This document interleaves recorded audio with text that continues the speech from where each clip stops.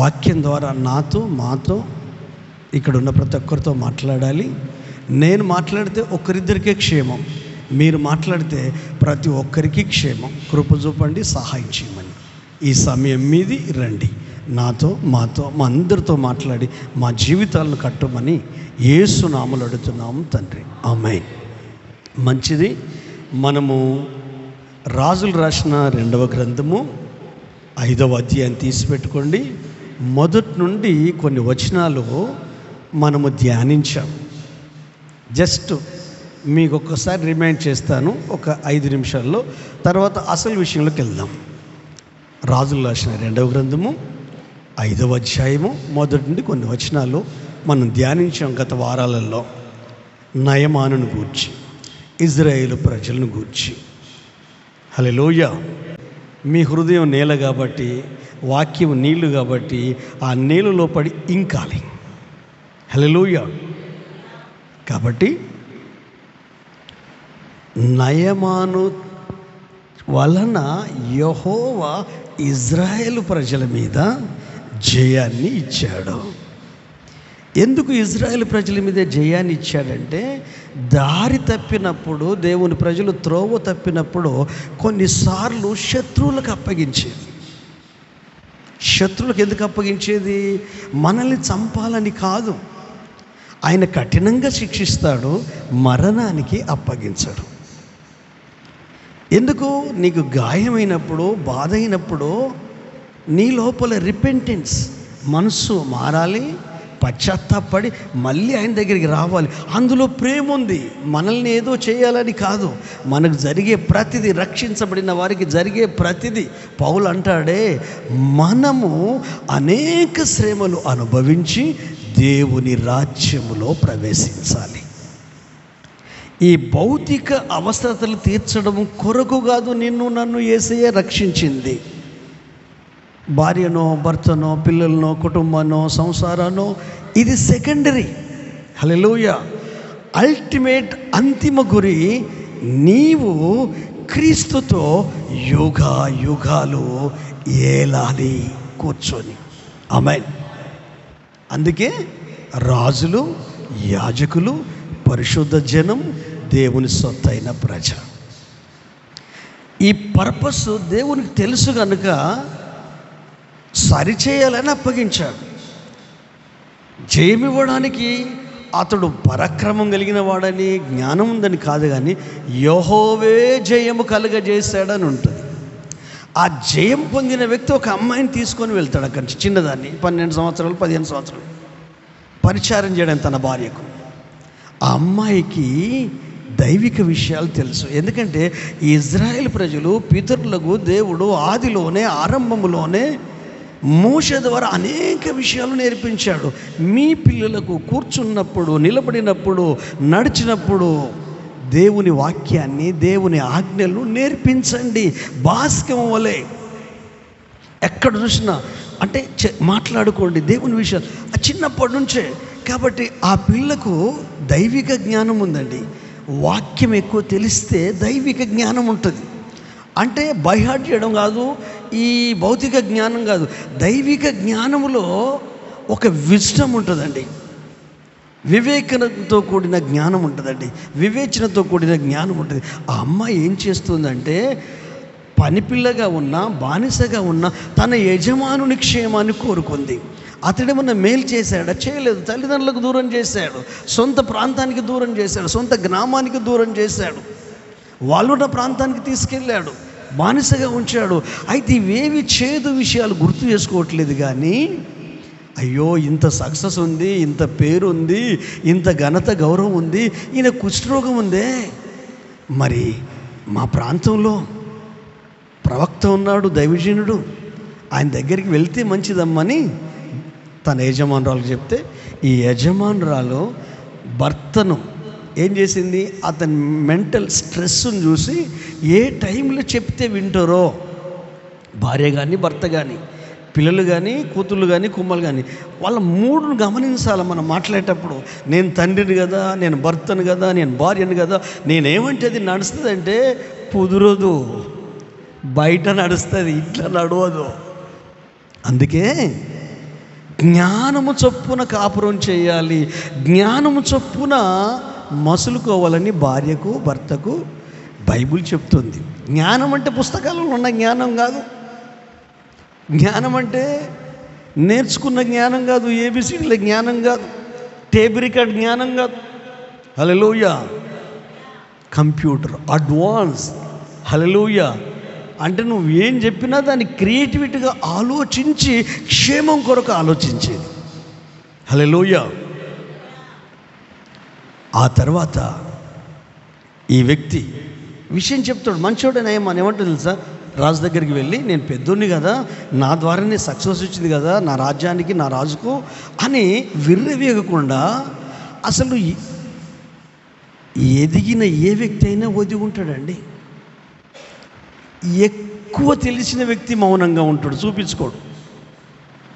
ఈయనకు అన్ని విషయాలు తెలుసు కాబట్టి ఏం చేశాడంటే, తలకెక్కించుకోకుండా నేరుగా రాజు దగ్గరికి వెళ్ళి, అయ్యా, నేను పనిపిల్లగా తెచ్చుకున్నానే అమ్మాయిని, అమ్మాయి యొక్క శుభవార్త చెప్పింది, నేను బాగా అయ్యే మార్గం చెప్పింది, ఎక్కడికి వెళ్ళాలో చెప్పింది, ఎవరి దగ్గరికి వెళ్ళాలో చెప్పింది, ఒక దైవజనుడు ఉన్నాడట, ప్రవక్త ఉన్నాడట, అక్కడికి వెళ్తే నేను బాగా ఎంత క్లారిటీగా అంటే అంత క్లారిటీగా చెప్పిందండి. అద్దంలో మీ ముఖం చూసుకుంటే అప్పుడప్పుడు అద్దం మంచిది కాకపోతే మీరు లావుకున్నట్టుగా అనిపిస్తుంది. అట్లా కాకుండా స్పష్టంగా చెప్పింది, దాన్ని అర్థం చేసుకున్నాడు. రాజుకు చెప్పాడు. ఆ రాజుకు ఈగో దెబ్బతిన్నది. గుర్తుపెట్టుకోండి, వెరీ డేంజర్. ఎందుకు ఈగో దెబ్బతినంటే, అరే రాజును నేను మన లెవెల్లో ఉన్న దగ్గరికి వెళ్ళాలి, రాజు దగ్గరికి వెళ్ళాలి. ఆ ప్రవక్త ఎవరు, ఆ దైవజనుడు ఎవరు, వెనక ముందు ఏమైనా ఉందా అంటే ప్యారలల్గా చూసుకుంటారు. ఇది డేంజర్ అండి. ప్యారలల్గా ఎప్పుడు చూసుకోవద్దు. యేసు అలాగూ చూడలేదు. నిన్ను చూసినప్పుడు హల్లెలూయా, నా స్థాయికి తగ్గట్టు ఉన్నారా, నా గౌరవానికి తగ్గట్టు ఉన్నారా, నా స్థితికి తగ్గట్టు ఉందా వాళ్ళ కుటుంబం, అలాంటి వాళ్ళతో నేను స్నేహం చేస్తాంటే వెరీ డేంజర్ అండి. నేను ఎక్కడ పడితే అక్కడికి వెళ్ళను. నా స్థాయి వేరే, నా పొజిషన్ వేరే. వాని లోపల ఉంది కనుక అన్నీ విని కూడా నయమాను అక్కడికి వెళ్ళడం కాదు, ఒక్క నిమిషం నువ్వు మౌనంగా ఉన్నాను, ఒక లెటర్ రాశాడు. రాసి రాజు దగ్గరికి వెళ్ళు, ఇజ్రాయెల్ రాజు దగ్గరికి. ఏ గూటి పక్షులు ఆ గుడికి చేరుతాడు కదా. మనం యేసయ్య గూటి పక్షులం. హల్లెలూయా. ఎలాంటి ఆలోచనలు ఉన్న వాళ్ళు వాళ్ళే దోస్తాను చేస్తారట కదా. నిజమే అది. హల్లెలూయా. మరి మీ ఆలోచనలు ఎలా ఉన్నాయో ఒక్కసారి క్రాస్ చెక్ చేసుకోండి. ఏం జరిగింది తెలుసా? ఆయన ఎంత జ్ఞానం ఉందంటే నయమనుకు రాసిన లెటర్ను, పత్రికను చదవలేదండి. కొంతమంది మనకు తెలియనిది, మనకు కానిది మనకు తెలిసినట్టు మాట్లాడతాం, మనకు కాంది మనం తీసుకుంటాం. దానివల్ల ఏమైతుందిలే, టేక్ ఇట్ ఈజీగా చేయొద్దు. అట్లా ఇతడు దాన్ని అలాగే పట్టుకుని వెళ్ళి రాజుకి ఇస్తే రాజే ఓపెన్ చేసి చదివాడు. చదివి ఏం చేశాడు? బట్టలు చింపుకున్నాడు. ఒరే, నేను దేవుడు నారాబాయ్, ఆ రాజు ఏంటి నన్ను నిన్ను బాగు చేయమనడం ఏంటి? అసలు ఏదైనా ప్లాన్ చేస్తాడా కయ్యానికి కాల్తుకోవడానికి అని బట్టలు చెప్పుకుంటాడు. ఇక రాజు బట్టలు చెప్పుకుంటే పరిస్థితి ఏందండి? ప్రజలందరికీ పిచ్చెక్కిపోయింది. రాజుకి ఏమైంది, బాగానే ఉండే కదా అని ఎవరెవరు వాళ్ళకి ఏది ఊహించిందో ఏదనుకో అట్లా మాట్లాడుకుంటున్నారు. కానీ ఒక్క వ్యక్తి మాత్రం, హల్లెలూయా, ఎలీషా ప్రవక్త మాత్రం ఏమంటున్నాడో తెలుసా? ప్రేమపూర్వకమైన మందలింపు. హల్లెలూయా. 7-8 వచనాలు ఇప్పుడు చదవండి. 7-8 వచనాలు అదే అధ్యాయం. ఇప్పుడు బైబిల్ గ్రంథం చూడండి, అదే 2వ రాజుల గ్రంథం. ఇజ్రాయేలు రాజు ఈ పత్రికను చదివి వస్త్రములు చింపుకొని చంపుటకును బ్రతికించుటకును నేను దేవుడనా? అవును. ఒకనికి కలిగిన కుష్ఠరోగంను మాన్పుమని నా యుద్ధకు ఇతడు పంపుట ఏమి? నాతో కలహమునకు కారణము అతడు ఎట్లు వెతుకుచున్నాడో మీరు ఆలోచించుడనెను. ఇజ్రాయేలు రాజు తన వస్త్రములు చింపుకొనే సంగతి దైవజనుడైన ఎలీషాకు వినబడినప్పుడు అతడు, నీ వస్త్రములు నీవెందుకు చింపుకొంటివి? ఇజ్రాయేల్లో ప్రవక్త ఒకడు ఉన్నాడని అతనికి తెలియబడినట్లు అతని నా యుద్ధకు రానిమ్ము అని రాజునకు వర్తమానం చేశాను. ఆమేన్, హల్లెలూయా. ఒక్కసారి గమనించండి, ఇన్ని మాట్లాడిన ఈ రాజు ఏమంటున్నాడు తెలుసా? మీరు ఆలోచించండి అంటున్నాడు, కానీ మనోడు ఆలోచన లేకుండా మాట్లాడుతున్నాడు. నయమాన్తో చెప్తున్నాడు, అక్కడున్న తనతో ఉన్న వాళ్ళందరినీ ముందు బట్టలు చింపుకున్నాడు. బట్టలు చింపుకోవాల్సిన అవసరం ఉందా? యాక్షన్ తీసుకోవాల్సిన అవసరం ఉందా? నాకు తెలియకడుగుతండి. మీరు ఒకసారి ఆలోచించండి, ఇమాజినేషన్ చేయండి. బాధ ఎంత పీక్లో ఉంది, లేక కోపం ఎంత తీవ్రతలో ఉంది. ఇప్పుడు మనం బట్టలు చింపుకోవాలంటే, ఇప్పుడు యోబు బట్టలు చింపుకున్నాడండి. ఎప్పుడు చింపుకున్నాడు? వార్త మీద వార్త, వార్త మీద వార్త, వార్త మీద వార్త. పిల్లలు చనిపోయారు, 7 కొడుకులు చనిపోయారు, 3 బిడ్డలు చనిపోయారు, ఆస్తి పోయింది, అన్నీ పోయాయి. మొత్తం ఒకటి తర్వాత ఒకటి, ఒకటి తర్వాత ఒకటి. ఒకడు బ్రతుకున్నాడు, వచ్చి చెప్తున్నాడు, ఒంటెలు పోయాయి, గొర్రెలు పోయాయి, గాడిదలు పోయాయి, అన్నీ పోయాయి. ఒక్కొక్కడు డిఫరెంట్గా సమస్యను తీసుకొచ్చి చెప్తున్నాడు. కానీ మానసికంగా, ఆత్మీయంగా స్థిరంగా ఉన్నాడు. అంటే చాలామంది భౌతికమైన పరిస్థితులకు ఆత్మీయంగా డీల్ అవ్వడతారండి. ఈ మనిషి డీల్ అవ్వలేదు, ఆత్మీయంగా డీల్ అవ్వలేదు. అతని మాటలే చెప్తున్నాయి కదా. వస్త్రాలు చింపుకొని బూడిదలో కూర్చుండి బూడిద పోసుకొని, యెహోవా ఇచ్చెను, యెహోవా తీసుకొనెను, యెహోవా నామమునకు మహిమ కలుగునుగాక. హల్లెలూయా. ఏం రియాక్షన్ అండి, ఏం ప్రతిస్పందన అండి. అది ఇన్నర్ సైడ్ ఉన్న ఆత్మీయ బలం ఏందో చెప్తుంది. ఎంత బలంగా ఉన్నాడో చెప్తుంది. అంటే ఆస్తి ఆధారము కాదు ఆత్మీయతకు, భార్య పిల్లలు ఆధారము కాదు ఆత్మీయంగా బలంగా ఉండడానికి, ఉద్యోగము ఆధారము కాదు.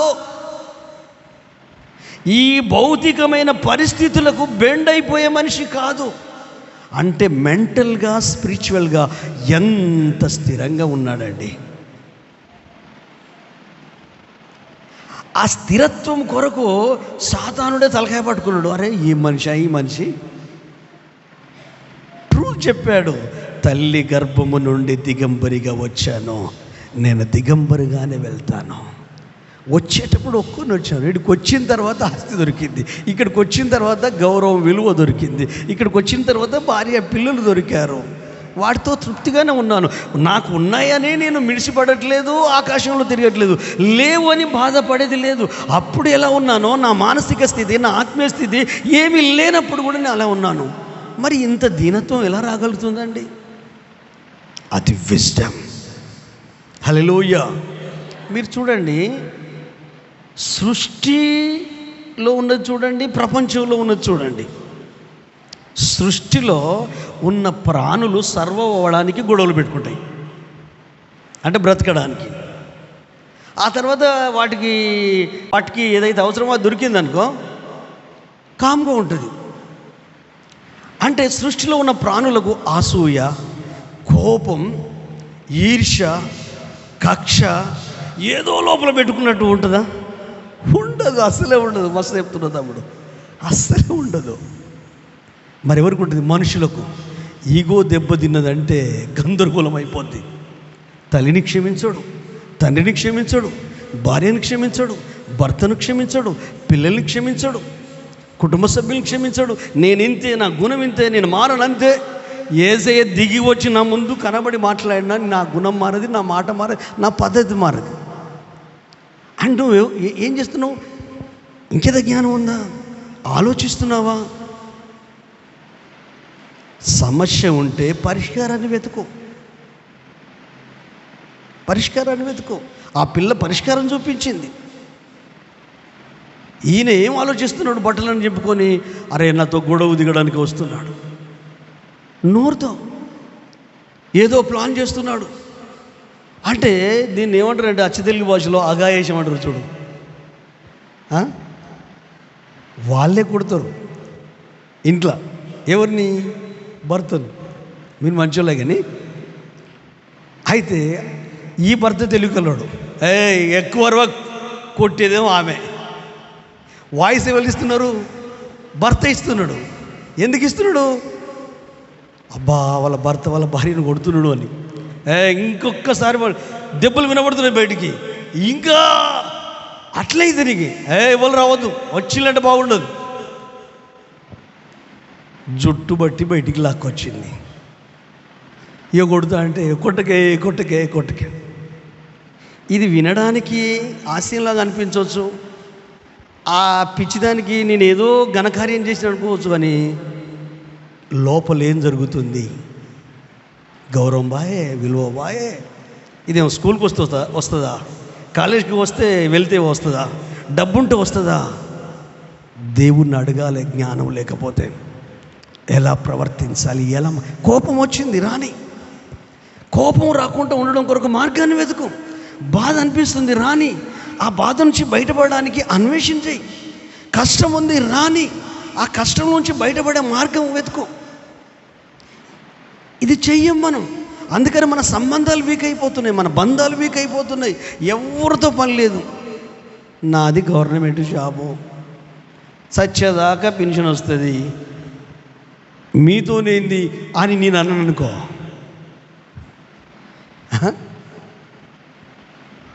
మనిషికి ఏదైతే అవసరమో అది దొరుకుతలేదండి. డబ్బు ఉంటే ఏం లాభం అండి? ప్రేమ దొరకట్లేదు, ఆప్యాయత దొరకట్లేదు, అండర్స్టాండింగ్ దొరకట్లేదు, అవగాహన దొరకట్లేదు. అది ఎక్కడ దొరుకుద్ది? ఈ రాజు చక్రవర్తి అయినప్పటికీ ఇతనికి అవగాహన లేదు. దేనికి కోపపడాలో తెలియదు, దేనికి కోపం తెచ్చుకోవాలో తెలియదు. వస్త్రాలు చింపుకుంటున్నాడు, తన నోటికి ఇష్టం వచ్చినట్టు మాట్లాడుతున్నాడు. అసలు రాజు ఏమనుకున్నాడు? అసలు రాజు గొడవ పెట్టుకోవడానికి పంపించాడండి. అందాదా ఇప్పుడు మనం చదువుకున్నాం కదా, ఇజ్రాయెల్ రాజుతో గొడవ పెట్టడానికి పంపించాడా? నా లెవెల్ వేలే, నా లెవెల్ ఉన్న దగ్గరికి పోరా అన్నాడు. అది డేంజరే. తెల్లగున్నోళ్ళతో దోస్తాను చేయడం, ధనవంతులతో దోస్తాను చేయడం, బీదవాళ్ళతో దోస్తాను చేయడం. బీదవాడు అనే బాధ కలిగించకుండా సంఘం చేయాలి. హల్లెలూయా. వాళ్ళకెంత డబ్బున్నా, వాళ్ళెంత కోటీశ్వరులైనా, వాళ్ళు ఎంతున్నా, డబ్బు కంటే నీ యొక్క బిహేవియర్ అది మోస్ట్ ఇంపార్టెంట్. ఇప్పుడు అంటారు కదా, పిల్ల ముద్దు లేకున్నా పిలుపు ముద్దు ఉండాలి. ఒట్టినేనా? నో. ఆయన పిల్లలం, ఆయన స్వభావం కలిగి మనం జీవించగలుగుతాం. ఎందుకు మీరు కంగారు పడుతున్నారు? దేవుని బిడ్డలు అయ్యుండి ఎందుకు ఆవేశపడుతున్నారు? దేవుని పిల్లలు అయ్యుండి, పరిశుద్ధాత్మ పొందుకున్న వాళ్ళు అయ్యుండి. సమస్యలు వస్తాయి. ఈయనకు సమస్య వచ్చినప్పుడు పరిష్కారం వెతకట్లేదు. బట్టలు చింపుకునేసరికి ఏం జరిగింది తెలుసా? ప్రవక్తకు తెలిసింది, ఆత్మీయుడికి తెలిసింది. అప్పుడేమంటుంది తెలుసా? అసలు ఇజ్రాయెల్లో ప్రవక్త ఉన్నాడని తెలుసుకోవాలి. ముందు నువ్వు తెలుసుకో, తర్వాత ఆ వ్యక్తిని నా దగ్గర పంపించు అని ఒక వ్యక్తిని పంపించాడు. కబురు వచ్చింది రాజుకు. వినినప్పుడు పరిస్థితులు బాగలేవు, రాజు పరిస్థితి బాగలేదని వినినప్పుడు మిగతా వాళ్ళు ఎవ్వరు స్పందించలేదు. ఎలీషా ప్రవక్త స్పందించాడు. ఆమేన్. రాజ్యంలో ఉన్న వాళ్ళందరూ స్పందించలేదు. కాకపోతే కామెంటరీ, ఏం కామెంటరీ? ఎందుకు అట్లయిందంటావు? రాజు మొన్నటి వరకు మంచిగా ఉన్నాడు కదా, బట్టలు ఎందుకు చింపుకున్నాడు? అసలు జరిగింది ఏంటిది? అసలు అక్కడ ఏ ఇష్యూ, ఎవరు వచ్చిళ్ళు, ఏం జరిగింది? మంచోడే కదా రాజు, కుటుంబం మంచిదే కదా, పిల్లలు మంచోళ్ళే కదా, ఎందుకు గొడవలు అవుతున్నాయి? ఇవన్నీ అవసరమా మనకు? ప్రేయర్ చేయాలి, ఎందుకో విషయం తెలుసుకోవాలి. ఈయనకు అర్థమైపోయింది. అందుకే చెప్తున్నాడు, వాడు ఎందుకు వచ్చాడో, ఆ పరిస్థితి ఏంటో మనకు తెలుస్తుంది. మన ఆత్మీయ జీవితంలో గొడవలు ఎందుకు వస్తున్నాయి, మన కుటుంబంలో గొడవలు ఎందుకు వస్తున్నాయి, నువ్వు ఆత్మీయుడు కదా, ఆత్మీయురాలు కదా, సమస్యలు నీకు తెలుస్తుంది. ప్రభు చెప్తాడు, బోధిస్తాడు పరిశుద్ధాత్మ దేవుడు. మన మనస్సాక్షి చెప్తుంది, మన ఆలోచనలు చెప్తాయి. ఎప్పుడు? నువ్వు ప్రశాంతంగా ఉన్నప్పుడు, ఎంప్టీ మైండ్తో ఉన్నప్పుడు. హల్లెలూయా. అయితే ఈ ప్రపంచంలో ఉన్న మనుషులందరూ ఎప్పటికీ వీళ్ళు ఎగేస్టోలో ఉంటారు. ఇటు వీళ్ళకి ఎగేస్తారు, ఇటు వీళ్ళకి ఎగేస్తారు. ఇది వెరీ డేంజర్ అండి. నేను ఒక సహోదరు చెప్తుంటే విన్నాను. ఇద్దరు అన్నదమ్ములు ఎందుకు గొడవ వచ్చిందో తెలియదు. ఇటో 50 మంది అన్నను ఆపుతాను, ఇటో 50 మంది. వీళ్ళు ఆపుతా అంటే ఇంకెక్కువ ఫోర్స్ వచ్చేస్తుంది. ఒక తల్లి, సరోజవ్వ లాంటి తల్లి, నువ్వైతే కాదు కానీ చెప్తాను, ఆ వయసున్న తల్లి చూసింది వాళ్ళని. ఎవ్వరు చెప్పినా వింటలేరు. మొత్తం ఇటో 50 మంది ఆపిన ఆగుతలేరు, ఇటో 50 మంది ఆపిన ఆగుతుంది. మీరు చూడండి, గొడవలైనప్పుడు మనం ఆపితే వాళ్ళు ఆగరు. హల్లెలూయా. ఊర్లలో మనం గమనిస్తాం కదా. అయితే ఏం జరిగింది తెలుసా? అరే వీళ్ళ జ్ఞానం లేదా? ఈ అన్నదమ్ములు ఒక తల్లి పిల్లలు. అరే వాడు నీ తమ్ముడు కాదురా, వాడు నీ అన్న కాదురా. అరే అక్కడ కట్టె ఉంది, కట్టెతో కొడతాడు, అయింది తమ్ముడిని అన్న అని ఏమంటుంది. అప్పటి వరకు మనకి ఆలోచన రాలే. ఆ కట్టె తీసుకొని అన్న తమ్ముని కొట్టాడు.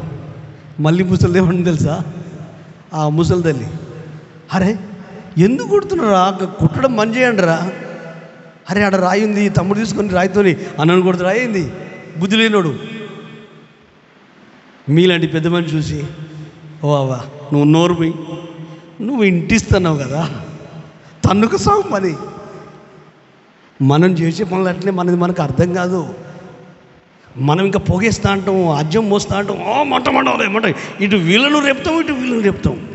కానీ తెలివైన వ్యక్తి, ఆత్మీయుడు పరిష్కారాన్ని వెతుకుతాడు. కొన్నిసార్లు కోపం వస్తే బూతులు వస్తాయి. బూతులు ఎందుకు రావాలంటే కోపం వస్తే నాకు తెలియకడతా. నీకు సమస్య వచ్చింది, పరిష్కారాన్ని వెతుకో. బూతులు ఎందుకో?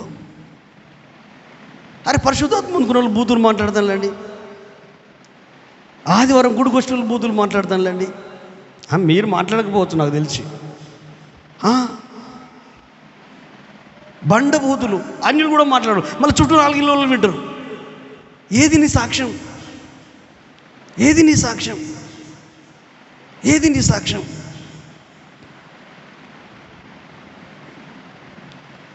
ఎప్పుడైనా నేను మీకు ఒక వండర్ఫుల్ విషయం చెప్తానండి. మీ లైఫ్, మీ ఫ్యామిలీ, మనిషిగా, మానవుడిగా, కుటుంబాలుగా, ఆత్మీయులుగా విలువైన వాళ్ళండి మీరు.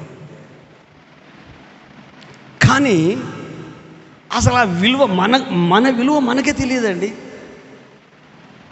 మన విలువ మనకే తెలియదు. మన ఫ్యామిలీ విలువ మనకే తెలియదు. మన పిల్లల విలువ మనకే తెలియదు. భార్య విలువ మనకే తెలియదు. భర్త విలువ మనకే తెలియదు. తండ్రి విలువ, తల్లి విలువ, కుటుంబం విలువ మనకే తెలియదు. ఉదాహరణకు ఐఫోన్ ఉందండి నా దగ్గర. ఉదాహరణకు నేను ఫోన్ చూశాను, ఇట మెట్ల మీద కూర్చున్నాను, గేట్ తీసి ఉన్నది, ఆడ పక్కకు పెట్టాను. ఈలోపు ఒక కుక్క వచ్చింది. వచ్చి ఏం చేసింది? ఈ ఐఫోన్ తీసుకుని పోతుంది. చూసే జనమంతా అరే రే ఫోన్ ఫోన్ ఫోన్ ఫోన్ అందరూ మాట్లాడుతున్నారు. అయ్యో నాది ₹1,00,000 ఐఫోన్ పోతుంది. అరే ఈ కుక్కకు బుద్ధి లేదా? ఎందుకు? దానికి ఫోన్ విలువ తెలియదు. హల్లెలూయా. తెలుసా? తెలియదు. నీకు మరి నీ విలువ తెలుసా? నీ విలువ తెలుసా? నువ్వు తండ్రివో, తల్లివో, అక్కవో, తమ్మునివో, చెల్లెవో, కూతురువో, కుమారుడువో, నీ విలువ తెలుసా? యేసయ్య రక్తం ఇచ్చి నిన్ను కొన్నాడు. పరలోకం కొరకు ఏర్పాటు చేసుకున్నారు. విలువ లేకుండా బతుకుతున్నావు, విలువ లేకుండా మాట్లాడుతున్నావు, విలువ లేకుండా ఆలోచిస్తున్నావు. ఒక నార్మల్ పర్సన్ లాగా జీవించడానికి వీలు లేదు. ఆయన పర్పస్ వేరే, నీ విషయంలో, నీ కుటుంబ విషయంలో, నీ వ్యక్తిగత జీవితంలో. యూత్కు విలువ తెలియదండి, వాళ్ళ విలువ తెలియదు. బైబిల్ వారికి ఎంత విలువ ఇచ్చిందంటే, యవనపు కాలముల పుట్టిన కుమారులు బలవంతుని చేతిలోని బాణముల వంటి వారు. ఆడపిల్ల గురించి వాళ్ళు బహుమానం, మగపిల్లలు స్వాస్థ్యం. ఆస్తి సంపాదించడం కాదు, డబ్బు సంపాదించడం కాదు, వాళ్ళ లైఫ్ స్టైల్ మార్చండి. వాళ్ళ ఆలోచన విధానం మీద దృష్టి పెట్టండి. వాళ్ళ అంతరంగ జీవితం మీద దృష్టి పెట్టండి. పరిష్కారం వెతకాలి. విన్నాడు, కబురు వచ్చింది, విన్నాడు. విన్న వెంటనే ఆయన స్పందన చూడు.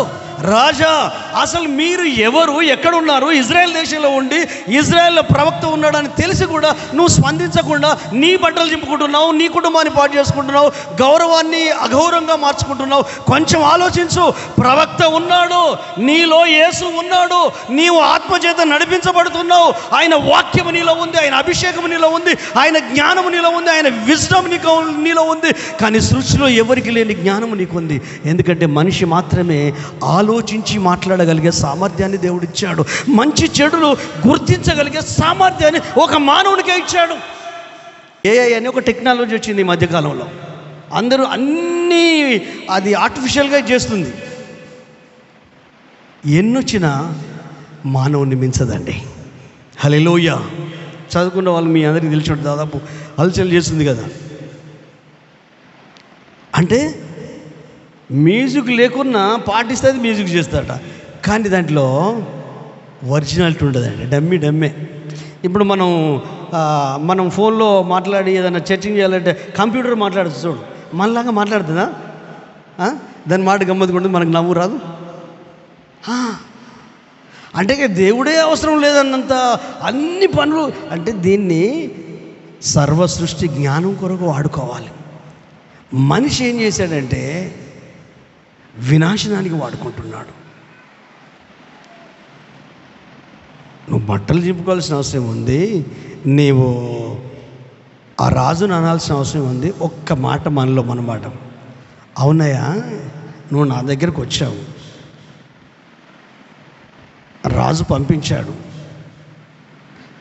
అంటే రాజు మనసులో పుట్టిందా ఈ ఆలోచన, నీ మనసులో పుట్టిందా? అసలు వివరించి చెప్పమంటే నా మనసులో లేదు, రాజు మనసులో లేదు. మా ఇంట్లో ఒక పని పిల్ల ఉంది కదా, ఆ పిల్ల సోమ్రోన్లో ప్రవక్త ఉన్నాడు, ఆ ప్రవక్త దగ్గరికి వెళ్ళుమని చెప్పాడు అని చెప్పకపోవునండి? అడిగితే చెప్పు. ఈరోజు తొందరపాటు వల్లనే మనం మాట్లాడేది ఒకటి, వాళ్ళకి అర్థమైంది ఒకటి, మనం చెప్పేది ఒకటి, వాళ్ళకి అర్థమైంది ఒకటి. అప్పుడు ఏమైపోతుంది? గందరగోళం అయిపోద్ది. హల్లెలూయా. అదే చిన్నపిల్లలు చూస్తే, ఇప్పుడు చిన్నపిల్లడు ఐస్ క్రీమ్ కొరకు స్కూల్కి పోయేటప్పుడు నాకు ఐస్ క్రీమ్ కావాలి మమ్మీ అంటున్నాడు. వాడు 3వ తరగతో 3వ తరగతో 2వ తరగతో ఇంచుమించు మా చార్లీస్ వేసినంత అనుకుంటా, 5 సంవత్సరాలు 6 సంవత్సరాలు. అరే స్కూల్కి వెళ్ళి నాకు ఐస్ క్రీమ్ కొనితేనే నేను వెళ్తాను మమ్మీ అని కొట్టింది. ఏడుస్తున్నాడు. ఈలోపు 4 పెద్దలు వచ్చిండు మీలాంటి వాళ్ళు మొట్టకాయలు వేసిండు. అరే స్కూల్కి పోరా, చదువు. స్కూల్ పోయిన వాళ్ళు కాదు, వీళ్ళు చదువుకున్న వాళ్ళు కాదు, కొట్టిన వాళ్ళు తిట్టిన వాళ్ళు. అరే మేమే చదువుకోక వాళ్ళు బొమ్మన్నప్పుడు పోలే, మన వాళ్ళకినే కావచ్చు. అయితే సలహాలు మాత్రం మస్తు చెప్తారండి, సలహాలు మస్తు చెప్తారు. సలహా మనిషిని మార్చదు. ఉచితమైన సలహాలు. డబ్బు ఖర్చు పెడతాం మనం? ఏం ఖర్చు పెట్టాం. ఆ తర్వాత వాళ్ళ మమ్మీ టైం అయిపోయింది, ఏది స్కూల్ టైం అయిపోయింది. ఈ ఏడు మాత్రం మంది అని ఏడుతూనే ఉన్నాడు. వాడు ఆగట్లేదు. ఈలోపు ఆ ముందే గ్రౌండ్ ఉన్నదంట, ఇంటి ముందే గ్రౌండ్ ఉంది. ఏడుస్తున్నాడు. ఉదయం అయింది, మధ్యాహ్నం అయింది. ఆ గ్రౌండ్ దగ్గర వాళ్ళు క్రికెట్ ఆడుతున్నారు. ఆడుతుంటే ఇప్పుడు అని ఏడుస్తున్నాడు. ఆ బాల్ ఆడిపోయింది అన్నట్టు వాళ్ళు ఆడుతుంటే, అగో బాల్ ఆడిపోయింది అంటున్నాడు. మళ్ళీ ఏడుస్తున్నాడు అని ఏడుస్తున్నాడు. ఒక ఆయన మీలాంటి ఆయన ఒక ఆయన వచ్చి, ఒరేయ్ ఇప్పటిదాకా ఐస్ క్రీమ్ కావాలని ఏడ్చావు 2 గంటలు, మర్చిపోయావారా అంటే మళ్ళీ అర్ధగంట ఏడుచుని మొదలుపెట్టిండు. గుర్తు చేయాల్సిన అవసరం ఉందా? సాయంత్రం అయింది, సాయంత్రం వరకు ఏడ్చాడు. కానీ సాయంత్రం వీళ్ళు ఇంటికి పోయేటప్పుడు అసలు ఎందుకు ఏడ్చావురంటే నాకు గుర్తు లేదంటాడు, మర్చిపోయాడు. కానీ మనము వయసు పెరిగినా, సంవత్సరాలు గడిచినా చేదు జ్ఞాపకాలు, బాధించే జ్ఞాపకాలు, మన మనసును మెలిపెట్టే జ్ఞాపకాలు, మన గుండెను రంపంతో కోసే జ్ఞాపకాలు, అవి మంచివైతే జ్ఞాపకం చేసుకో. అవి మానసికంగా నేను కృంగదీసి లోన్లీనెస్కు, ఒంటరితనానికి, మనుషులు వేస్ట్, సమాజం వేస్ట్, సంఘం వేస్ట్, ఈ ప్రజలు వేస్ట్, అసలు నా బ్రతికే వేస్ట్, నేను ఎవరిని నమ్మా అంటే నువ్వేం చేస్తున్నావు? నీకు దేవుడు దయ తెలిసి అధిక బలం ఉంటే 70-80 సంవత్సరాలు ఇచ్చాడు. హ్యాపీగా గడుపు, ఆత్మీయంగా గడుపు, సంతోషంగా గడుపు, ప్రార్థనలో గడుపు, దేవునితో ఉండు, 10 మందికి ప్రోత్సాహాన్ని ఇవ్వు, కుటుంబానికి మోడల్గా ఉండు, ఫ్యామిలీకి మోడల్గా ఉండు. ఎనర్జీని ఎందుకు ఖర్చు చేస్తావు? దేని కొరకు ఖర్చు చేయాలని బలం? మానసికంగా కృంగిపోవద్దు. నువ్వెవరివి? నీ లోపల ఎవరున్నారు? నువ్వు ఏ దేవుని ఆరాధిస్తున్నావు? ఎవరు నీ కొరకు చనిపోయారు? ఎవరు నీ కొరకు తిరిగి లేశారు? ఇజ్రాయెల్ రాజు అయి ఉండి ఇజ్రాయెల్ ప్రవక్త గురించి తెలియకుండా, దేవుని గురించి తెలియకుండా, రాజుల విషయాలు ఏంటంటే ఏదన్నా జరిగితే తప్పకుండా వెళ్తారు, సేవకులను సంప్రదిస్తారు. హల్లెలూయా. రాజులు ప్రవక్త దగ్గరికి వెళ్తారు. నేను వచ్చే ఆదివారం అది వివరణ మీకు ఇస్తా. దీంతో నేను కన్క్లూజన్ చేయబోతున్నాను. ఆలోచించు. ఎంత దారుణం అండి పరిస్థితిలో. తెలియదు. ఒక యవనస్తుడు, 3 పిల్లలు, అప్పులు ఎక్కువైపోయినాయి. అప్పులు ఎందుకు ఎక్కువైతాయండి? ఆలోచన లేకపోవడం వల్ల ఎక్కువైతాయి. లోన్ యాప్లు. అరే అప్పు అంటే ఏంటిది? అది లోన్ అంటే అప్పే కదా. ఇప్పుడు నీకు తీర్చే సామర్థ్యం ఉందా లేదా? కూర్చొని లెక్క వేసుకోవాలి. నాకు ఇంత జీతం వస్తుంది, ఇంత కడతా, ఇంత ఫ్యామిలీకి, ఇంత పిల్లలకు. ఇది ఏముండదు. వాడు వస్తాడంటే వాడు గడ్ల పడినోడు కూడా వచ్చి తీసుకుంటాడు. ప్రజల బలహీనతలను సొమ్ము చేసుకొని పెద్ద పెద్ద కంపెనీలు బతుకుతున్నాయి. అప్పుడు ఏదో షేర్ మీలో ఉండే, ఇంకేదో ఉండే తీసుకొని వచ్చాడు. మరి ఎట్లా వస్తే ఆ టైంకు వాళ్ళను వీళ్ళని అప్పుడు ఆ చిట్టడు పుట్టాడు అయిపోయినాయి. అప్పులు ఎక్కువైపోయినాయి. చాలామంది అప్పులు ఎక్కువైపోయి చనిపోయిన వాళ్ళు ఉన్నారు.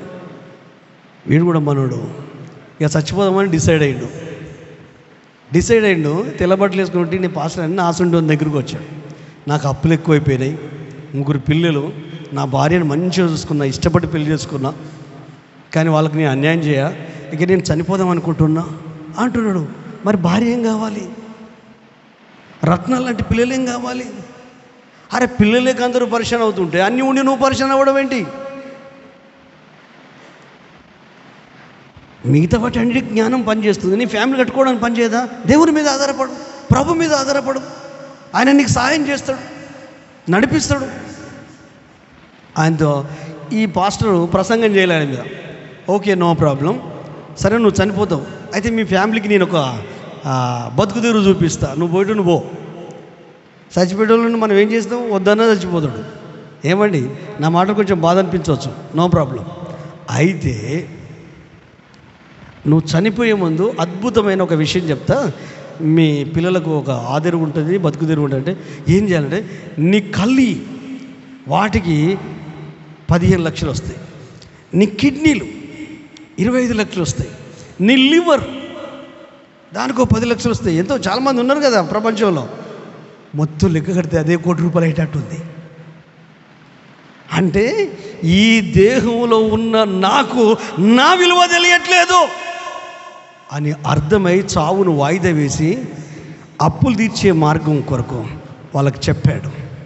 అయ్యా నేను ఒక పని చూసుకున్నాను, వెనుక ముందు అప్పు అయితే ఒకసారి కట్టలేను, నెలకు కొంత కడతా, ఇంట్రెస్ట్ సంగతి తర్వాత నీకు అసలు ఇస్తా ముందు. కాళ్ళ మీద పడ్డాడు భార్య పిల్లలు తీసుకొని. అప్పిచ్చిన కనికరం ఉండదండి, అసలు కనికరం ఉండదు, అసలు జాలి అసలే ఉండదు. నేనైనా మీరైనా ఎవరైనా ఆ టైంలో మన బ్రెయిన్ అసలే పనిచేయదు. ప్రేమ, కనికరం, జాలి, ఆ మానవత్వం అది ఏముండదు. సహజంగా మనుషులందరికీ, ఒక్కరిది కాదు, అందరికీ అట్లా ఉంటుంది. నేను ఇచ్చాను కావాలి, పేల్చి కొన్నిసార్లు ఏం చెప్పలేక చనిపోయిన వాళ్ళు ఉంటారు. వందనాలు చెప్పాడు ఆ పాస్టర్ గారికి. అయ్యా నా విలువ నాకు తెలియట్లేదు, ఇన్ని సంవత్సరాలు బతికాను, నా పిల్లలు ఇంచుమించు ఒకడు 20 సంవత్సరాలు, ఒకడు 10 సంవత్సరాలు, అమ్మాయికి 8 సంవత్సరాలు. కానీ నా పిల్లల కొరకు నేను బ్రతకాలా. జీవిత పరమార్థం తెలిసింది. నేను అంటున్నాను, ఇన్ని సంవత్సరాలు మందిరానికి వస్తున్నాం, ఆత్మీయ విలువ ఏమైనా తెలుస్తుందా? వాక్య విలువ, లైఫ్ విలువ, జీవితం విలువ. అసలు నువ్వు ప్రవర్తించే తీరే నీ లైఫ్ను అద్దంలో చూపిస్తే మీకు తెలియట్లేదు. మీరు అనుకుంటున్నారు నా గురించి ఎవరికి తెలియదులే.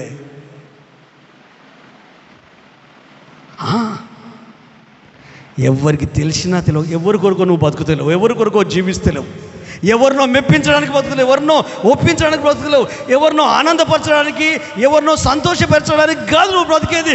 నీ కొరకు ప్రాణం ఇచ్చి తిరిగి లేచిన యేసయ్య నిన్ను బట్టి ఆనందించాలి, చెప్పాలి, ఈయన నా ప్రియకుమారుడు ప్రియకుమార్తె, ఈయన యందు నేను ఆనందిస్తున్నాను, ఈ కుటుంబాన్ని నేను ఆనందిస్తున్నాను. ఆయన మెప్పు కావాలి నీకు. మనుషుల మెప్పొద్దు, పాస్టర్ మెప్పొద్దు, సంఘస్థుల మెప్పొద్దు, ఎవ్వరి మెప్పొద్దు, లోకం మెప్పొద్దు, ఇంకే మెప్పొద్దు. ఇదంతా నథింగ్ అండి. రేపు పొద్దున నువ్వు కన్ను మూస్తే కాటికెళ్తే మట్టిలో కలిసిపోయి మట్టి శరీరం అండి, కానీ లోపల మహిమైశ్వర్యం ఉంది. ఆత్మ దేవుని రూపం, జీవం దేవుని రూపం, దేవుడిచ్చింది అది. కానీ ఎద్దమిద్దంగా, అడ్డగోలుగా, అడ్డదిడ్డగా, ఎట్లా పడితే అట్లా మీ మనసుకు ఆశించినట్టు, మీ కోరిక కలిగినట్టు, మీకు ఏం ఆలోచన ఇస్తే అది జీవిస్తూ ఉంటే నీ మీద ఆధారపడ్డ ఫ్యామిలీ ఉంది, నీ పిల్లలు ఉన్నారు, నీ తల్లిదండ్రులు ఉన్నారు, నీ కుటుంబ సభ్యులు ఉన్నారు, గౌరవప్రదమైన సంఘానికి వెళ్తున్నావు, సమాజంలో విలువ ఉంది, సంఘంలో విలువ ఉంది, ఊరిలో విలువ ఉంది, నువ్వు పనిచేసే స్థలంలో విలువ ఉంది. ఆ విలువను పక్కకు పెట్టి అసలు యేసయ్య సన్నిధిలో, యేసయ్య బట్టి అంతరంగంలో ఆయన నీకు విలువిస్తున్నాడా? నాకు వాడు విలువిస్తలేడు, వీడు విలువిస్తలేడు, వీళ్ళు మాట్లాడతలేడు, మా బామ్మర్ది మాట్లాడతలేడు, మా అత్తమామ మాట్లాడతలేరు, మా అమ్మనాళ్ళు మాట్లాడతలేరు, అందరు నన్ను పక్కకు పెట్టి ఎవరు విలువద్దు. యేసయ్య ఉంటే చాలు, అందరూ నీ వెంట వస్తారు. ప్రభు నాకు చెప్పింది అదే. నాకు తెలియక ఎన్ని రకాలుగా నేను ప్రయత్నాలు చేశానో 2013 వరకు. 2013లో నా లైఫ్ టర్నింగ్ పాయింట్ దొరికింది. నేను మాట చెప్తా, 2013 నా లైఫ్ ట్రాన్స్ఫార్మ్, ఒక దారి దొరికింది. నాకు అర్థమైన దాన్ని ఆచరిస్తున్నాను, అభ్యాసం చేస్తున్నాను. మనం ఎవ్వరికి అర్థం కావాల్సిన అవసరం లేదు. గుర్తుపెట్టుకోండి. నేను ఏడ్చేది, అయ్యా ఈ సంఘంలో ఎవ్వరు చెప్పిన వినరయ్యా అంటే, అరే నాయన నా మాట వినాలని చెప్పు, నీ మాట ఎవడు వింటాడు? హల్లెలూయా, హల్లెలూయా. అవునండి, నా మాట ఎవరు వింటారు? వినరా? మీ పిల్లలే మీ మాట వినరు. మీ మాట ఎవరు వింటారు? నీవు యేసయ్య మాట వినాలి, యేసయ్య చెప్పినట్టు జీవించాలి అని దేవుడు నాతో చెప్పాడు. నువ్వు నాతో ఉండరా దరిద్రుడా, నీతో జనం వస్తారు. హల్లెలూయా. నేను చెప్పినట్టు జీవించు, ప్రజలే నిన్ను వెతుక్కుంటూ వస్తారు, ప్రాంతాలే నిన్ను వెతుక్కుంటూ వస్తాయి. అది క్రియలలో ఉండాలి, ప్రవర్తనలో ఉండాలి, స్వభావం అయిపోవాలి, అలాగూ జీవించగలగాలి. బైబుల్ చెప్తుంది కదా, పేతురు భక్తుడు చెప్తాడు కదా, చీకటిలో నుండి వెలుగులోనికి పిలిచిన వాని గుణాతిశయములు ప్రచురించ నిమిత్తము రాజులైన యాజక సమూహము, పరిశుద్ధ జనము, దేవుని సొత్తైన ప్రజ. ఇలాంటి వాక్యాలు చెప్తే అబ్బా మస్తు చెప్పిండి అనిపించవచ్చు, కానీ వాక్యం 1 గంట పనిచేస్తుంది. ఏం మాట్లాడితే ఎక్కువ? నేను జీవించే జీవితం మాట్లాడుతుంది, నేను మాట్లాడే మాట మాట్లాడితే. పైకి నేను ఎన్ని ప్రేమపూర్వకంగా బుజ్జిగా తేర పలుకులు పలికిన అనుకో, నా అంతరంగం కూడా మాట్లాడుతుంది. హల్లెలూయా. ఎప్పటికీ మాస్క్ పెట్టుకొని ఉండం కదండి, స్టేజ్ మీద ఉండం కదా ఎప్పటికీ, మనకు తెలియకుండానే మాస్క్ తొలగిపోతుంది. హల్లెలూయా. అప్పుడప్పుడు ఫేస్బుక్లో వాళ్ళు చేస్తారు చూడు, అమ్మాయి అందంగా ఉందట, పరిగెత్తున్న 3 అబ్బాయిలు పరిగెత్తున్నారట. బాయ్ ఫ్రెండ్కి ఫోన్ ఏమండి 3 అబ్బాయిలు నన్ను అటకాయిస్తున్నారంటే, నీకు దగ్గర బ్యాగ్ ఉందంటే, ఆ బ్యాగ్ ఉంది, అందులో వాటర్ బాటిల్, ఆ వాటర్ జస్ట్ మొహం కడుక్కో ఇప్పించిందని చెప్పాడు. మొహం కడుక్కుంటే మేకప్ అంతా మీద దెయ్యం ఎక్కుందట. నవ్వుకోవడానికి బాగుంది, మనం కూడా అట్లనే ఉన్నాం. రియాలిటీలోకి వస్తే అందరూ అసహించుకుంటున్నారు. ఎందుకు? నీ అంతరంగం కనిపిస్తుంది, నీ వైఖరి కనిపిస్తుంది, నీ నిర్ణయాలు కనిపిస్తున్నాయి. యేసయ్య అసహించుకుంటున్నాడు, తర్వాత మనుషులు కూడా అసహించుకుంటున్నారు. ఒక్కసారి కూర్చొని అసలు నా లోపం ఏంటి, నా పొరపాటు ఏంటి, నేనెందుకు బట్టలు చింపుకోవాలి, నేనెందుకు రాజుని అనాలి, నేనెందుకు వీడిని ఇష్టం వచ్చినట్టు మాట్లాడాలి అని అనుకోలే. కానీ ఆ టైంలో ప్రవక్త చెప్పాడు, పరిశుద్ధాత్మదేవుడు మీ అందరిలో ఉన్నాడు. హల్లెలూయా. మీ అందరిలో పరిశుద్ధాత్మదేవుడు ఉన్నాడు. ఒక్కసారి ఆలోచిస్తావా? ఇన్ని సంవత్సరాలు వేరు, ఈరోజు స్టార్ట్ చేయి. ఒక విషయం తెలిసింది అంటే గట్టిగా పట్టుకోవాలి. ఎందుకు ఈ మధ్యకాలంలో ఉపమానాలు చెప్తున్నాను? హల్లెలూయా. కారణం ఏంటి? నేను ప్రభు దగ్గరికి వెళ్ళేటప్పుడు గుండె వేచి చేసుకొని పోవాలి. హల్లెలూయా. ఎవరికి ఎప్పుడు పిలుపు వస్తుందో తెలియదు. బలం ఉంది, వయసు ఉందని బతుకుతామన్న రూల్ ఏం లేదు. కానీ ధైర్యంతో వెళ్ళాలి. అయ్యా, నువ్వు అప్పగించిన పని నేను జరిగించాను. మమ్మీ వంట చేసి కర్రీలు చేసి అన్నీ చేసి పుడుతుంది కదా ఇంట్లో, నీకు ఆకలి తీసుకొని తిని అన్నీ రెడీమేడ్ ఫుడ్డే కదా, నువ్వు తినది మనమేం చేస్తాం? హల్లెలూయా. ఎన్ని విషయాలు చెప్పినా నీ లోపలికి పోయింది మనమేం చేస్తాం? ఆలోచించు, తీవ్రంగా ఆలోచించు. అసలు ఏంటి నా లైఫ్? నేను ఎవరిని? నేను ఎందుకు వచ్చాను? అమ్మ నాన్నకి ఎందుకు ఇచ్చాను నన్ను? హల్లెలూయా. నేను పిల్లలు కలిగిన తల్లుల గురించి చెప్తా. ఆ రోజు అంటే ఆ రోజు ఎవ్వరు రాలే. మీరు ఇక ప్రార్థన చేస్తాను, ఏమున్న ఫస్ట్ సండేనే చెప్పాలని. మీరు మారకుండా నేనన్నా మారుతా. హల్లెలూయా. లేదు పాస్టర్ గారు, ఒకప్పుడు మేము వేరే. ఇప్పుడు వాక్యం వింటున్నాం కదా, ఈ రోజు నుండి ఇక్కడ నుండి యేసయ్య ఏ మాట చెప్పినా గుడ్డిగా అనుసరించం, కానీ అనలైసిస్ చేస్తాం, విశ్లేషిస్తాం. ఎలా అని పరిశుద్ధాత్మ దేవుని సహాయం తీసుకొని నా ఇంటిని, నా కుటుంబాన్ని, నా పిల్లలను, నా గృహాన్ని నేను కట్టుకుంటాను. అట్టి జ్ఞానము దేవుడు నాకు ఇచ్చినట్టు నేను ప్రార్థన చేస్తాను. డబ్బు ఉన్నది ఎవరు చూడరండి, ఆస్తి ఉన్నది ఎవరు చూడండి, ఉద్యోగము, చదువు, అందము, వయసు ఇదేది చూడరు. తోటి మనిషితో నువ్వు ప్రవర్తించే తీరు. తోటి మనిషిని అంటే మనుషులంటే నీ ఫ్యామిలీ అవ్వచ్చు, నీ కుటుంబం అవ్వచ్చు, బంధువులు అవ్వచ్చు, ఎవరైనా అవ్వచ్చు, కానీ నువ్వు జీవించే విధానం. నువ్వు రాజు అయి ఉండి బట్టలు చింపుకుంటావు, రాజు అయి ఉండి అక్కడున్న రాజుని అంటావు. ఈ ప్రెజుడిస్ అంటే ఏంటంటే దురభిప్రాయం. ఒక మనిషిని చూసినా, ఒక సంఘటన గుర్తొచ్చినా వీళ్ళు ఒక నిర్ణయానికి వస్తారు. ఆ నిర్ణయానికి వచ్చి ఇక వాళ్ళతో కలవరు, మాట్లాడరు. ఏంటిది? ఇలాంటి పెద్ద మనిషి ఆ కాలువలో కొట్టుకుపోతున్న తేలును చూసి దాన్ని బయటికి తీయడానికి మనడు ఆకు ఇట్లా పెట్టాడట, బయటికి తీయడానికి పెడితే అది పెట్టిన ప్రతిసారి కాటేస్తుందట. ఇక మీలాంటి వాళ్ళు ఎవరో చూశారు ఆ తండ్రిని, మళ్ళీ పెడితే మళ్ళీ కట్టించాడు, మళ్ళీ పెడితే మళ్ళీ కోపం వచ్చాట. ఓ అయ్యా, వయసు పెరిగింది కానీ జ్ఞానం లేదు నీకు. అది కుడుతుంటే మళ్ళీ దాన్ని కాపాడాలని ప్రయత్నం చేస్తాం. ఏంటంటే అది దాని స్వభావం, నా స్వభావం సహాయం చేయడం. ఆహా, గట్టిగా చప్పలు కొట్టాడు. దాని గుణమే కుట్టడం, నేనేంటంటే దాన్ని బయటికి తీయడం. హల్లెలూయా. యేసయ్య అలాంటి మనుషుల కొరకు, ఎలాంటి వాళ్ళైనా వాళ్ళ కొరకు చనిపోయాడు. నిన్ను ఇంకొక అడుగు ఆత్మతో నింపాడు, రక్షణలోకి నడిపించాడు, అభిషేకించాడు. ఆయన ఉన్న స్థలంలో నువ్వుడున్నట్లు నీ కొరకు స్థలం సిద్ధపరచడానికి వెళ్ళారు. ఈ లోకం శాశ్వతం కాదు. అందుకే నేను నేర్చుకున్నది ఏంటంటే, నాకు వచ్చిన ప్రత్యక్షం ఏంటంటే, ఈ భూమి మీదనే పరలోకాన్ని చూడాలి. నువ్వు తండ్రితో మాట్లాడు, పరలోకి వెళ్ళిపోతావు. నువ్వు తల్లితో మాట్లాడు, పరలోకి వెళ్ళిపోతావు. నువ్వు సొంత అన్నతో మాట్లాడు, పరలోకి వెళ్ళిపోతావు. మీ తమ్మునితో మాట్లాడు, పరలోకి వెళ్ళిపోతావు. మీ చెల్లితో మాట్లాడు, పరలోకి వెళ్ళిపోతావు. నాకు తెలియక అడుగుతా, ఇక్కడనే సరిగా లేము మనం. అక్కడ నిరీక్షణ నేను ఎట్లా పోయి ఇక్కడ పోతావు? ఇక్కడ సరిగా ఉంటేనే కదా, ఇక్కడ సిద్ధపడితేనే కదా. అందుకే దేవుణ్ణి అడగాల. అందరం కలిసి ప్రభుకు కృతజ్ఞతలు చెల్లిద్దాం. ఇప్పుడు ప్రభు నిన్ను దర్శించే సమయం.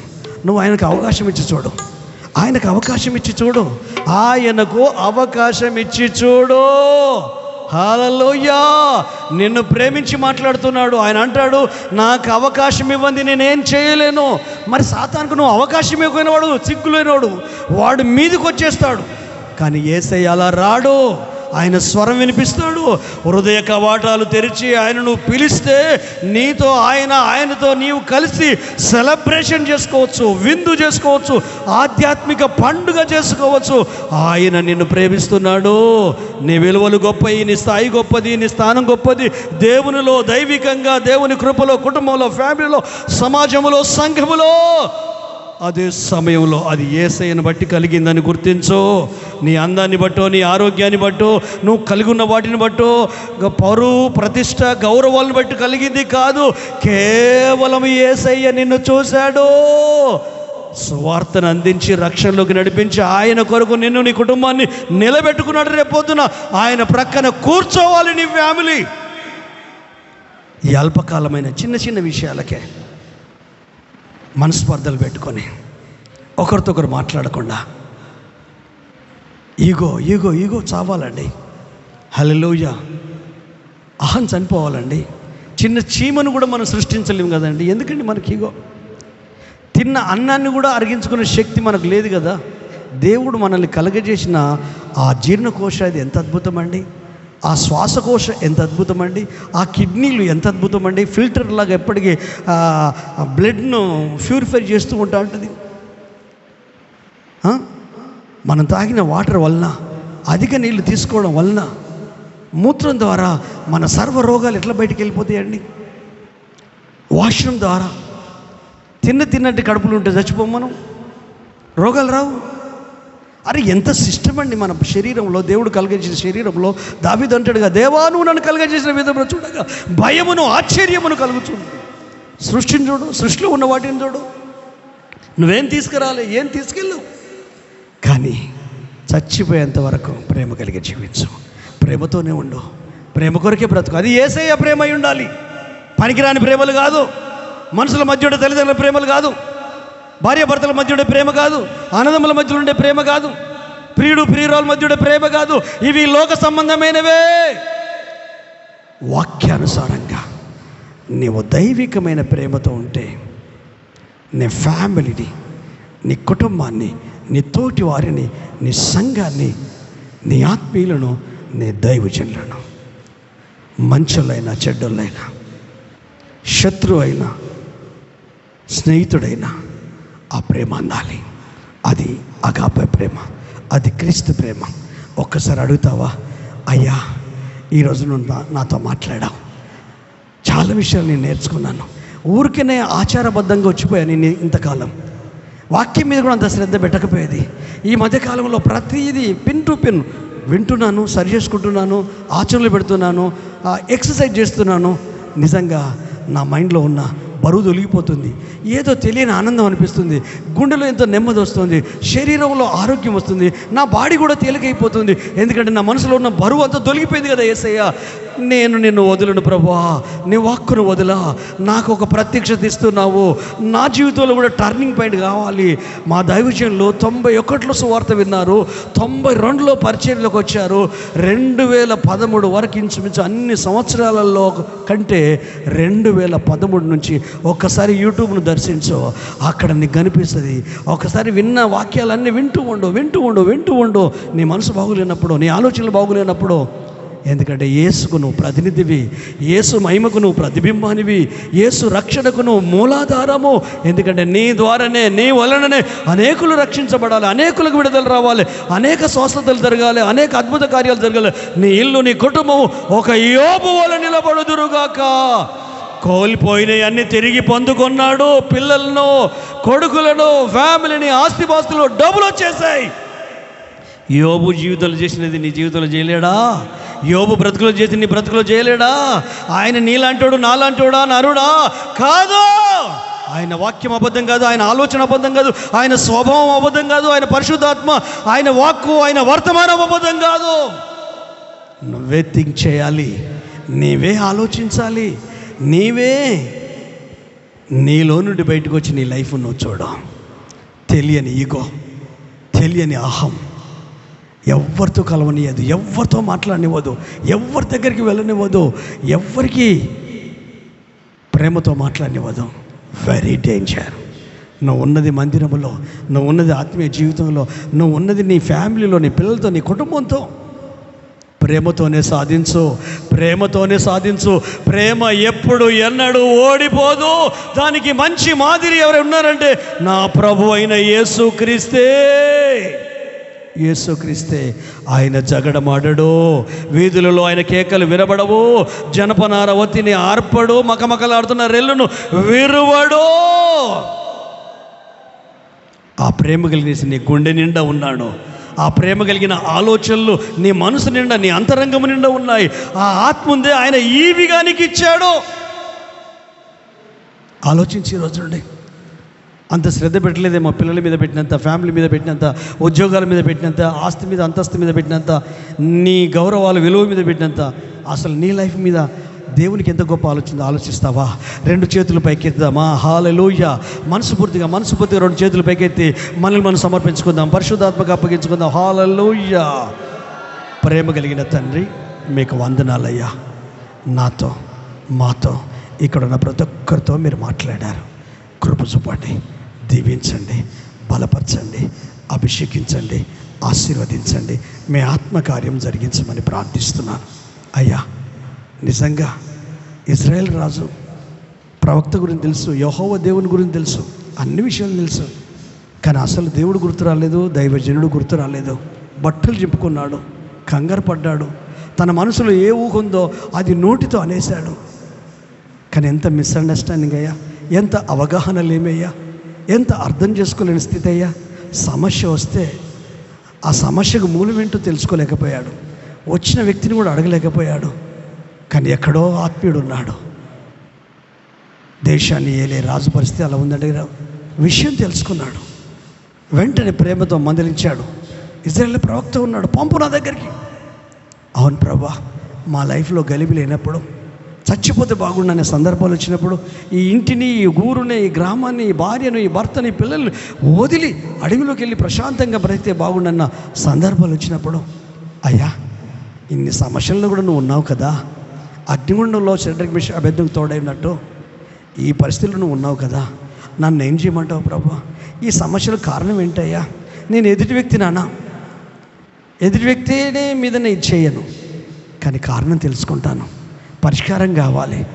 ఏ విషయంలో నేను సరి చేసుకోవాలి? నేనే సరైపోతా, నేనే సరి చేసుకుంటా, నేనే ప్రేమతో నింపబడతా, నేనే మాటలతో కాకుండా క్రియలతో ప్రేమిస్తానయ్యా, ప్రవర్తనతో ప్రేమిస్తానయ్యా.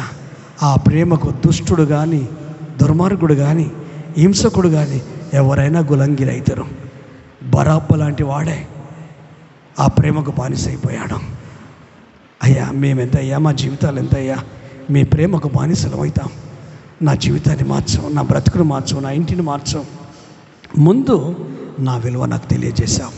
నా బ్రతుకు విలువ, నా జీవితం విలువ, నా ఆత్మ విలువ, నా ఆత్మీయ విలువ, మాటల విలువ, నా స్వభావం విలువ అంతా జ్ఞాపకం చేశావు. చాలా పొరపాట్లు ఉన్నాయ్యా, చాలా తప్పులు దొరికాయ్యా. కావాల్సిన కాదు కానీ ఆవేశంలో, అనాలోచితంగా, కానీ నాకు అర్థమైపోయింది నీ కృప నాకు కావాలి అని నీ బిడ్డలు ఒకరొక్కరు ప్రార్థన చేసుకున్నారయ్యా. నీ కృప వెళ్ళలగునుగాక. నీ దైవిక జ్ఞానంతో, పరిశుద్ధాత్మ సన్నిధితో దీవించి ఆశీర్వదించి వారి జీవితాలు బలపరచమని యేసు నామములో అడుగుతున్నాము తండ్రి. ఆమేన్.